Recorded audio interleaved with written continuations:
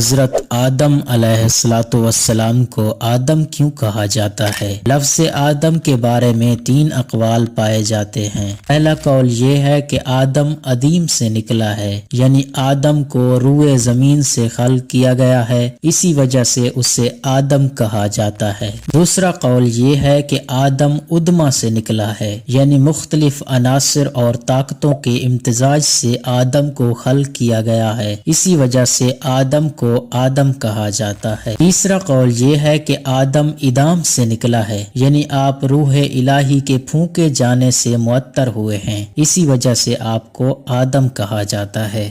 ایک یہودی حضرت امیر المومنین علی ابن ابی طالب کی خدمت میں آیا اور سوال کیا کہ کیوں آدم کو آدم کہا جاتا ہے؟ امام نے فرمایا آدم علیہ السلام کا نام اس لیے آدم ہے کہ وہ عدیم ارض یعنی روئے زمین سے پیدا ہوئے ہیں۔ اسی طرح کہ حق تعالی نے جبرائیل کو بھیجا اور ان کو زمین سے 4 طرح کی مٹی، سفید، سرخ، سیاہ اور خاکی، ہموار اور ناہموار، نرم و سخت زمین سے لانے کا حکم دیا، اور 4 قسم کے پانی، آب شیریں و شور، آب تلخ و گندیدہ بھی لانے کو فرمایا، تاکہ ان پانیوں سے ان مٹیوں کو گوندیں۔ آب شیریں کو ان کے حلق کے لیے، آب شور کو آنکھوں کے لیے، آب تلخ کو کانوں کے لیے اور آب گندیدہ کو ناک کے لیے قرار دیا۔ دوسری روایت میں ملتا ہے کہ عبداللہ بن سلام نے رسول اللہ صلی اللہ علیہ وآلہ وسلم سے پوچھا کہ آدم کو آدم کیوں کہا جاتا ہے؟ رسول نے فرمایا اس لیے کہ روئے زمین کی خاک سے پیدا ہوئے ہیں۔ پوچھا کہ آدم ہر ایک مقام کی خاک سے خلق کیے گئے ہیں یا صرف ایک جگہ کی خاک سے؟